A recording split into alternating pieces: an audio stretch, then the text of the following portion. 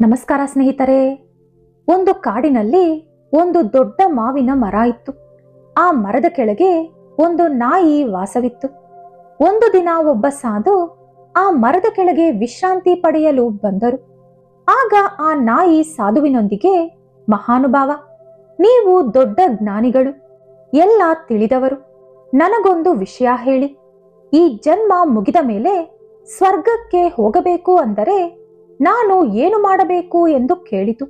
ನಾಯಿ ಮಾತು ಕೇಳಿದ ಸಾಧು, ನೀನು ಸ್ವರ್ಗ ಪಡೆಯಬೇಕು ಅಂದರೆ 2 ಪ್ರಶ್ನೆಗಳಿಗೆ ಉತ್ತರ ತಿಳಿದುಕೊಳ್ಳಬೇಕು ಎಂದು ಹೇಳಿದರು. ಆಗ ನಾಯಿ ಆ 2 ಪ್ರಶ್ನೆಗಳು ಯಾವುದು ಎಂದು ಕೇಳಿತು. ಅದಕ್ಕೆ ಸಾಧು, 1, ದೇವರಿಗೆ ಯಾವ ರೀತಿ ನೈವೇದ್ಯ ಸಮರ್ಪಿಸಬೇಕು, ಯಾವ ರೀತಿ ನೈವೇದ್ಯ ಇಟ್ಟರೆ ಕಡು ಬಡವ ಕೂಡ ಶ್ರೀಮಂತನಾಗಿ ರಾಜಯೋಗ ಅನುಭವಿಸುತ್ತಾನೆ. 2, ಒಂದು ಹೆಣ್ಣು ಪರಪುರುಷನನ್ನು ಏಕೆ ಬಯಸುತ್ತಾಳೆ, ಅದೇ ರೀತಿ ಒಬ್ಬ ಪುರುಷ ಪರಸ್ತ್ರೀಯನ್ನು ನೋಡಿ ಏಕೆ ಆಕರ್ಷಿತನಾಗುತ್ತಾನೆ. ಈ ಪ್ರಶ್ನೆಗಳಿಗೆ ನೀನು ಉತ್ತರ ತಿಳಿದುಕೊಳ್ಳಬೇಕು ಎಂದು ಹೇಳಿ ಸಾಧು ಅಲ್ಲಿಂದ ಹೊರಟು ಹೋದರು.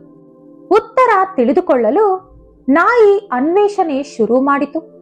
ನಾಯಿ ಈ 2 ಪ್ರಶ್ನೆಗಳನ್ನು ಎಷ್ಟೋ ಜನರ ಬಳಿ ಕೇಳಿತು. ಆದರೂ ಕೂಡ ಉತ್ತರ ಸಿಗಲಿಲ್ಲ. ಕೊನೆಗೆ ಅದೇ ಕಾಡಿನಲ್ಲಿ ಒಂದು ಮುದಿ ಹದ್ದು ಹತ್ತಿರ ಹೋಗಿ ಈ ಪ್ರಶ್ನೆಗಳನ್ನು ಕೇಳಿತು ನಾಯಿ. ಆಗ ಹದ್ದು, ನೀನು ಶಿವನ ಹತ್ತಿರ ಹೋಗು, ಅವರೇ ನಿನ್ನ ಸಮಸ್ಯೆಗೆ ಪರಿಹಾರ ಕೊಡುತ್ತಾರೆ ಎಂದು ಹೇಳಿತು. ಆ ಸಮಯದಲ್ಲಿ ಪಾರ್ವತಿ ಪರಮೇಶ್ವರ ಇಬ್ಬರು ಅದೇ ಕಾಡಿನಲ್ಲಿ ಕೆಲ ದಿನಗಳಿಂದ ಸಂಚಾರ ಮಾಡುತ್ತಿದ್ದರು. ಹಾಗಾಗಿ ನಾಯಿ ಪರಮೇಶ್ವರನ ಹತ್ತಿರ ಹೋಗಿ ಆ 2 ಪ್ರಶ್ನೆಗಳನ್ನು ಕೇಳಿತು. ಆಗ ಪರಮೇಶ್ವರ, ನಾನು ನಿನಗೊಂದು ಕತೆ ಹೇಳುತ್ತೇನೆ, ಅದನ್ನು ಪೂರ್ತಿಯಾಗಿ ಕೇಳು, ಆಗ ನಿನ್ನ ಪ್ರಶ್ನೆಗಳಿಗೆ ಉತ್ತರ ಸಿಗುತ್ತದೆ ಎಂದು ಹೇಳಿ ಕತೆ ಶುರು ಮಾಡಿದರು. ಪೂರ್ವದಲ್ಲಿ ಒಂದು ಊರಿನಲ್ಲಿ ಪುಟ್ಟದಾದ ಒಂದು ಮಹಾವಿಷ್ಣು ದೇವಾಲಯವಿತ್ತು. ಆ ದೇವಾಲಯದಲ್ಲಿ ಒಬ್ಬ ವೃದ್ಧ ಪೂಜಾರಿ ವಾಸವಿದ್ದ. ಒಂದು ದಿನ ಒಂದು ಬಡ ಮಹಿಳೆ ಅವಳ ಮಗುವನ್ನು ದೇವಸ್ಥಾನದ ಮುಂದೆ ಬಿಟ್ಟು ಹೊರಟು ಹೋದಳು. ಪೂಜಾರಿ ಆ ಮಗುವನ್ನು ನೋಡಿ ಇದು ಭಗವಂತನ ಸಂಕಲ್ಪ ಎಂದು ಭಾವಿಸಿ ಮಗುವನ್ನು ಬೆಳೆಸಲು ತೀರ್ಮಾನಿಸಿಕೊಂಡ. ಮಗುವಿಗೆ ಚಂದನ್ ಎಂದು ಹೆಸರಿಟ್ಟ. ಪೂಜಾ ವಿಧಾನವೆಲ್ಲ ಹೇಳಿಕೊಟ್ಟ. ಯಾರಾದರೂ ಭಕ್ತರು ದೇವಸ್ಥಾನದಲ್ಲಿ ನೈವೇದ್ಯ ಸಮರ್ಪಿಸಿದಾಗ ಮಾತ್ರವೇ ಪೂಜಾರಿ ಹಾಗೂ ಚಂದನ್ಗೆ ಊಟ ಸಿಗುತ್ತಿತ್ತು. ಕೆಲ ದಿನಗಳ ಬಳಿಕ ಭಾರೀ ಮಳೆ ಶುರುವಾಯಿತು. ಹಾಗಾಗಿ ದೇವಾಲಯಕ್ಕೆ ಭಕ್ತರಾರು ಬರುತ್ತಿರಲಿಲ್ಲ. ಇನ್ನು ತಿನ್ನಲು ಏನೂ ಸಿಗದ ಕಾರಣ ಬರೀ ನೀರು ಕುಡಿದು ಪೂಜಾರಿ ಮತ್ತು ಚಂದನ್ ಬದುಕುತ್ತಿದ್ದರು. ಅವರ ಪರಿಸ್ಥಿತಿಯನ್ನು ನೋಡಿದ ಮಹಾವಿಷ್ಣು ಮನಸ್ಸು ಕರಗಿ ಒಬ್ಬ ಸಾಮಾನ್ಯ ವ್ಯಕ್ತಿಯ ರೂಪದಲ್ಲಿ ಆ ಮಳೆಯಲ್ಲಿ ನೆನೆಯುತ್ತಾ ದೇವಾಲಯದ ಹತ್ತಿರ ಬಂದರು. ಸ್ವಲ್ಪ ಧಾನ್ಯಗಳನ್ನು ಪೂಜಾರಿಗೆ ಕೊಟ್ಟು, ನನ್ನ ಯಜಮಾನ ನೈವೇದ್ಯ ತಯಾರಿಸಲು ಈ ಧಾನ್ಯಗಳನ್ನು ಕೊಟ್ಟು ಕಳಿಸಿದ್ದಾರೆ, ಇದರಿಂದ ದೇವರಿಗೆ ನೈವೇದ್ಯ ತಯಾರಿಸಿ ಎಂದು ಹೇಳಿದರು. ಹಸಿವನ್ನು ತಡೆಯಲಾಗದ ಪೂಜಾರಿ, ಬೇಗನೆ ನೈವೇದ್ಯ ತಯಾರಿಸು ಎಂದು ಚಂದನ್ನನ್ನು ಗದರಿದ. ಹಸಿವು ಪೂಜಾರಿ ಒಳಗಿದ್ದಂತ ಭಕ್ತಿಯನ್ನು ಕಡಿಮೆ ಮಾಡಿತು. ಪ್ರತಿದಿನ ದೇವರಿಗೆ ನೈವೇದ್ಯ ಇಟ್ಟ ಮೇಲೆಯೇ ಊಟ ತಿನ್ನುತ್ತಿದ್ದಂತ ಪೂಜಾರಿ ಮೊದಲು ಅವನು ತಿಂದ ಬಳಿಕ ದೇವರಿಗೆ ನೈವೇದ್ಯ ಇಡಲು ಶುರು ಮಾಡಿದ. ಆದರೆ ಚಂದನ್ ಮಾತ್ರ ಆ ರೀತಿ ಮಾಡಲಿಲ್ಲ. ಅವನು ಭಕ್ತಿ ಶ್ರದ್ಧೆಯಿಂದ ನೈವೇದ್ಯ ತಯಾರಿಸಿ ದೇವರಿಗೆ ಸಮರ್ಪಿಸಿದ. ಅದರ ನಂತರ ಆ ನೈವೇದ್ಯವನ್ನು ಪೂಜಾರಿಗೆ ಕೊಟ್ಟು ಬಳಿಕ ಮಾತ್ರವೇ ಚಂದನ್ ತಿನ್ನುತ್ತಿದ್ದ. ಈ ಸಂಘಟನೆ 10 ವಾರಗಳ ಕಾಲ ನಡೆಯಿತು. ಕೊನೆಗೊಂದು ದಿನ, ಚಂದನ್, ನಿಮ್ಮ ಯಜಮಾನ ಯಾರು? ಪ್ರತಿದಿನ ಧಾನ್ಯಗಳನ್ನು ಕೊಟ್ಟು ಕಳಿಸುತ್ತಿದ್ದಾರೆ, ಆದರೆ ಒಂದು ದಿನ ಕೂಡ ಅವರು ದೇವಾಲಯಕ್ಕೆ ಏಕೆ ಬಂದಿಲ್ಲ ಎಂದು ಕೇಳಿದ. ಆಗ ಮಹಾವಿಷ್ಣು, ನನ್ನ ಯಜಮಾನ ಬರಲು ಆಗುವುದಿಲ್ಲ, ಇದು ಇದುವರೆಗೂ ಯಾವ ರೀತಿ ನಡೆಯುತ್ತಿದೆಯೋ ಅದೇ ರೀತಿ ಮುಂದೆಯೂ ನಡೆಯುತ್ತದೆ ಎಂದು ಹೇಳಿದರು. ಅದಕ್ಕೆ ಚಂದನ್, ಸ್ವಾಮಿ, ನಿಮ್ಮ ಯಜಮಾನ ಮಾಡುತ್ತಿರುವ ಉಪಕಾರಕ್ಕೆ ನನ್ನ ಹತ್ತಿರ ಮಾತುಗಳಿಲ್ಲ.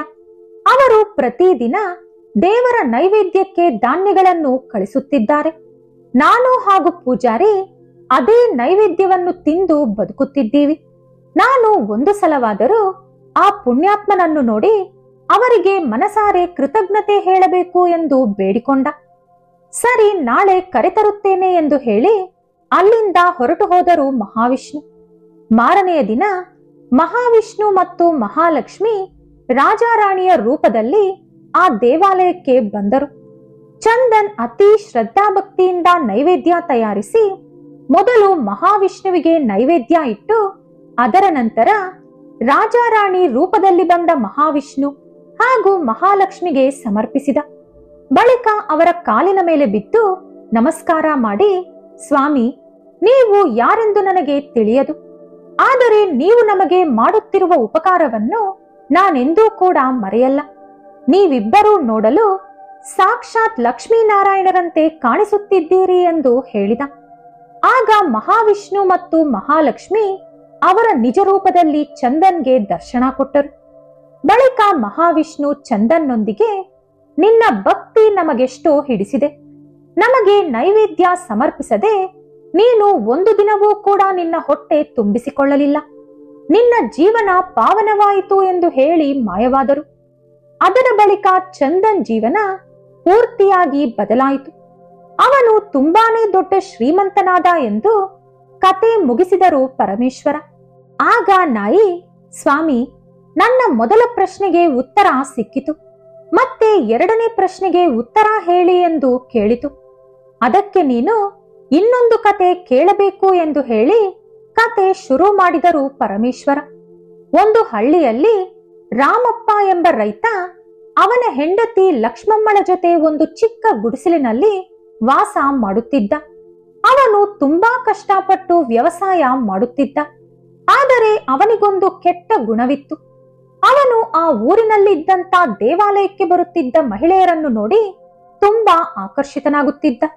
ಅವನಂತೆಯೇ ಅವನ ಹೆಂಡತಿಗೂ ಕೂಡ ಆ ದೇವಾಲಯಕ್ಕೆ ಬರುತ್ತಿದ್ದಂತ ಶ್ರೀಮಂತ ಪುರುಷರ ಮೇಲೆ ಕಣ್ಣಿತ್ತು. ಒಂದು ದಿನ ಬೇರೆ ಊರಿನಿಂದ ಒಬ್ಬ ಕಳ್ಳ ಆ ಹಳ್ಳಿಗೆ ಬಂದು ರಾಮಪ್ಪನ ಮನೆ ಮುಂದೆ ನಿವಾಸ ಸಿದ್ಧಪಡಿಸಿಕೊಂಡ. ಅವನನ್ನು ನೋಡಿದ ಲಕ್ಷ್ಮಮ್ಮ ಆಕರ್ಷಿತಳಾದಳು. ಅವನ ಧೈರ್ಯ, ಆತ್ಮವಿಶ್ವಾಸ ಮತ್ತು ಗಂಭೀರವಾದ ರೂಪ ನೋಡಿ ಲಕ್ಷ್ಮಮ್ಮ ಅವನನ್ನು ಮೋಹಿಸಿದಳು. ಆ ಕಳ್ಳ ದಿಕ್ಕು ತೋಚದೆ ಆ ಊರಿನಲ್ಲಿ ಓಡಾಡುತ್ತಿದ್ದರೂ ಅವನಲ್ಲಿ ಲಕ್ಷ್ಮಮ್ಮಳಿಗೆ ಒಂದು ಆಕರ್ಷಣೆ ಕಾಣಿಸುತ್ತಿತ್ತು. ರಾತ್ರಿ ಹೊತ್ತಿನಲ್ಲಿ ಲಕ್ಷ್ಮಮ್ಮ ಬಾಗಿಲಿನ ಮುಂದೆ ನಿಂತುಕೊಂಡು ಆ ಕಳ್ಳನನ್ನು ಗಮನಿಸುತ್ತಿದ್ದಳು. ಕೆಲ ದಿನಗಳ ಬಳಿಕ ಅವನ ಜೊತೆ ಮಾತನಾಡಲು ಲಕ್ಷ್ಮಮ್ಮಳಿಗೆ ಅವಕಾಶ ಸಿಕ್ಕಿತು. ನೀನು ಯಾರು? ಯಾವ ಊರಿಂದ ಬಂದಿದ್ದೀಯಾ? ರಾತ್ರಿ ಊರೆಲ್ಲ ಯಾಕೆ ತಿರುಗಾಡುತ್ತಿರುತ್ತೀಯಾ ಎಂದು ಕೇಳಿದಳು. ಅದಕ್ಕೆ ಆ ಕಳ್ಳ ನಗುತ್ತಾ, ನಾನೊಬ್ಬ ಕಳ್ಳ, ನನಗೆ ಒಂದು ಊರು ಅಂತ ಯಾವುದೂ ಇಲ್ಲ. ನಾನು ಶ್ರೀಮಂತರ ಮನೆಯಲ್ಲಿ ಹಣ ದೋಚುತ್ತೇನೆ. ಈಗಾಗಲೇ ತುಂಬಾ ಹಣ ಕೂಡಿಟ್ಟಿದ್ದೇನೆ ಎಂದು ಹೇಳಿದ. ಆ ಮಾತನ್ನು ಕೇಳಿದ ಲಕ್ಷ್ಮಮ್ಮ ಅವನ ಧೈರ್ಯ ಕಂಡು ಇನ್ನಷ್ಟು ಹೆಚ್ಚು ಆಕರ್ಷಿತಳಾದಳು. ನನಗೆ ಈ ಊರಿನಲ್ಲಿ ನನ್ನ ಗಂಡನ ಜೊತೆ ಬದುಕಲು ಆಸೆ ಇಲ್ಲ. ನಾನು ನಿನ್ನ ಜೊತೆ ಬರುತ್ತೇನೆ ಎಂದು ಕೇಳಿದಳು ಲಕ್ಷ್ಮಮ್ಮ. ಆಗ ಆ ಕಳ್ಳ, ಸರಿ, ಹಾಗಾದರೆ ನಿನ್ನ ಹತ್ತಿರ ಇರುವಂತ ಹಣ, ಆಭರಣಗಳನ್ನು ತೆಗೆದುಕೊಂಡು ಬಾ. ನಾವು ಈ ರಾತ್ರಿಯೇ ಈ ಊರು ಬಿಟ್ಟು ಹೋಗಿ ಹೊಸ ಜೀವನ ಶುರು ಮಾಡೋಣ ಎಂದು ಹೇಳಿದ. ಹೇಳಿದ್ದೇ ತಡ ಲಕ್ಷ್ಮಮ್ಮ ಆ ಕೂಡಲೇ ಮನೆಯೊಳಗೆ ಹೋಗಿ ಕಷ್ಟಪಟ್ಟು ಕೂಡಿಟ್ಟಿದ್ದಂತ ಹಣ, ಒಡವೆ, ಬೆಲೆ ಬಾಳುವಂತ ವಸ್ತುಗಳನ್ನು ತೆಗೆದುಕೊಂಡು ಆ ಕಳ್ಳನ ಜೊತೆ ಓಡಿ ಹೋದಳು. ಇತ್ತ ಅವಳ ಗಂಡ ರಾಮಪ್ಪ ಕೂಡ ಮನೆಯಲ್ಲಿ ಇರಲಿಲ್ಲ. ಪಕ್ಕದ ಊರಿಗೆ ಯಾವುದೋ ಕೆಲಸದ ವಿಚಾರಕ್ಕಾಗಿ ಹೋಗಿದ್ದ. ಅಲ್ಲಿ ಅವನು ಒಂದು ಸುಂದರವಾದ ಯುವತಿಯನ್ನು ನೋಡಿ ಮೋಹಿಸಿದ. ಆಕೆಯ ರೂಪ, ವೇಷಭೂಷಣ ಹಾಗೂ ನಡಿಗೆ ಅವನನ್ನು ಎಷ್ಟೋ ಆಕರ್ಷಣೆ ಮಾಡಿತ್ತು. ಕೆಲ ದಿನಗಳು ಅಲ್ಲೇ ವಾಸವಿದ್ದು ಹೇಗೋ ಅವಳ ಜೊತೆ ಮಾತನಾಡುವ ಅವಕಾಶ ಗಿಟ್ಟಿಸಿಕೊಂಡ. ನನಗೆ ನೀನೆಂದರೆ ತುಂಬಾ ಇಷ್ಟ. ನಾನು ನನ್ನ ಜೀವನವನ್ನು ನಿನ್ನ ಜೊತೆ ಕಳೆಯಬೇಕು ಅಂತಿದ್ದೇನೆ ಎಂದು ಹೇಳಿದ ರಾಮಪ್ಪ. ಆಗ ಆ ಯುವತಿ, ಸರಿ, ಹಾಗಾದರೆ ನಿನ್ನ ಹತ್ತಿರ ಇರುವ ಹಣವನ್ನು ತೆಗೆದುಕೊಂಡು ಬಾ, ನಾವಿಬ್ಬರು ಹೊಸ ಜೀವನ ಶುರು ಮಾಡೋಣ ಎಂದು ಹೇಳಿದಳು. ಅದಕ್ಕಾಗಿ ರಾಮಪ್ಪ ಮನೆಗೆ ಬಂದ. ಮನೆಯಲ್ಲಿ ಲಕ್ಷ್ಮಮ್ಮ ಕಾಣಿಸಲಿಲ್ಲ. ಅವಳು ಅದಾಗಲೇ ಕಳ್ಳನ ಜೊತೆ ಓಡಿ ಹೋಗಿದ್ದಳು. ಆದರೆ ರಾಮಪ್ಪನಿಗೆ ಆ ವಿಷಯ ಗೊತ್ತಿಲ್ಲ. ಹೆಂಡತಿ ಎಲ್ಲೋ ಹೋಗಿರಬೇಕು. ಇದು ಅವನಿಗೆ ಒಳ್ಳೆ ಅವಕಾಶ ಅಂದುಕೊಂಡು ಲಕ್ಷ್ಮಮ್ಮಳಿಗೆ ತಿಳಿಯದಂತೆ ಅವನು ಎತ್ತಿಟ್ಟಿದ್ದಂತ ಹಣ, ಕೆಲವು ಒಡವೆಗಳನ್ನು ಗಂಟು ಕಟ್ಟಿಕೊಂಡು ಆ ಯುವತಿಯ ಜೊತೆ ಹೊರಟು ಹೋದ ರಾಮಪ್ಪ. ಕೆಲ ದಿನಗಳ ಬಳಿಕ ಆ ಯುವತಿ ರಾಮಪ್ಪನನ್ನು ಒಂದು ನದಿಯ ಹತ್ತಿರ ಕರೆತಂದಳು. ಅದೇ ರೀತಿ ಕಳ್ಳ ಕೂಡ ಲಕ್ಷ್ಮಮ್ಮಳನ್ನು ಅದೇ ನದಿಯ ಹತ್ತಿರ ಕರೆತಂದ. ಆದರೆ ಒಬ್ಬರನ್ನೊಬ್ಬರು ನೋಡಿಕೊಳ್ಳಲಿಲ್ಲ. ಕಳ್ಳ ಎಂದಿನಿಂದಲೋ ಲಕ್ಷ್ಮಮ್ಮನನ್ನು ಮೋಸ ಮಾಡಬೇಕು ಎಂದು ತೀರ್ಮಾನಿಸಿಕೊಂಡಿದ್ದ. ಅಷ್ಟು ದಿನಗಳ ಕಾಲ ಅವಳ ಜೊತೆ ಸುಖ ಅನುಭವಿಸಿ ಆ ದಿನ ಅವಳನ್ನು ನದಿಯ ಹತ್ತಿರ ವಿಹಾರಕ್ಕೆ ಎಂದು ಹೇಳಿ ಕರೆತಂದು ಇಲ್ಲಿಗೆ ನಮ್ಮ ಸಂಬಂಧ ಮುಗಿಯಿತು ಎಂದು ಹೇಳಿ ಅವಳನ್ನು ನದಿಯೊಳಗೆ ತಳ್ಳಿಬಿಟ್ಟ. ಅದೇ ರೀತಿ ಆ ಯುವತಿ ಕೂಡ ನಿನ್ನ ಜೊತೆ ಜೀವನ ನನಗೆ ಇನ್ನು ಅಗತ್ಯವಿಲ್ಲ ಎಂದು ಹೇಳಿ ರಾಮಪ್ಪನನ್ನು ನದಿಯೊಳಗೆ ತಳ್ಳಿಬಿಟ್ಟಳು. ಆ ಪ್ರಕಾರ ರಾಮಪ್ಪ ಹಾಗೂ ಲಕ್ಷ್ಮಮ್ಮ ಇಬ್ಬರೂ ಕೂಡ ಆ ನದಿಯೊಳಗೆ ಮುಳುಗಿ ಸತ್ತು ಹೋದರು ಎಂದು ಕತೆ ಮುಗಿಸಿದ ಪರಮೇಶ್ವರ ಈ ರೀತಿ ಹೇಳಿದರು. ನೈತಿಕತೆ ಇಲ್ಲದವರಿಗೆ ಶಾಂತಿ ಸಿಗುವುದಿಲ್ಲ. ಧರ್ಮವನ್ನು ಮರೆತು ಕಾಮ, ಕ್ರೋಧ, ಮೋಹಕ್ಕೆ ತಲೆಬಾಗಿದವರು ಕೊನೆಗೆ ನಾಶವಾಗುತ್ತಾರೆ. ಈ ಕಥೆಯಲ್ಲಿ ತಿಳಿಯಬೇಕಾದ ನೀತಿ ಏನೆಂದರೆ, 1. ವಿಶ್ವಾಸ ಮತ್ತು ಪ್ರಾಮಾಣಿಕತೆ.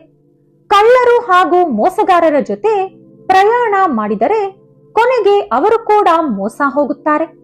2. ನೈತಿಕ ಮೌಲ್ಯಗಳು ತುಂಬಾ ಮುಖ್ಯ. ಕಾಮ, ಲೋಭ ಮತ್ತು ಅಕ್ರಮ ಸಂಬಂಧಗಳು ಹಾಗೂ ಕೋರಿಕೆಗಳು ಜೀವನವನ್ನೇ ಹಾಳು ಮಾಡುತ್ತವೆ. 3. ಧರ್ಮ ಅನುಸರಿಸಬೇಕು.